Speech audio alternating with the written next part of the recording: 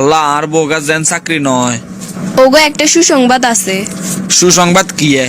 I তো চাকরির ইন্টারভিউতে টিকি গেছি, কিন্তু আবার কিন্তু কি এ?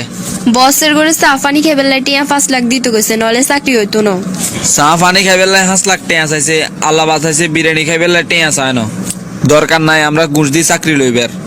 আই তো স্যারের ঘরে কথা দিয়ে এসছি 2 দিনের ভিতরে টিয়া মিলে দিয়ে আমু।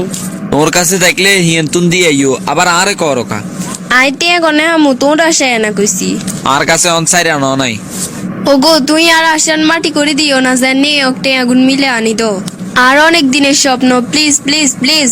আচ্ছা ঠিক আছে, আরে সপ্তাহখানেক সময় দাও, আয় এর ভিতরে টেয়া মিলে লইয়ের।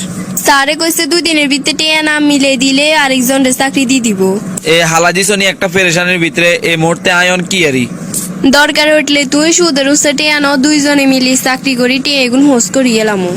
অন এটাই করতে হইব।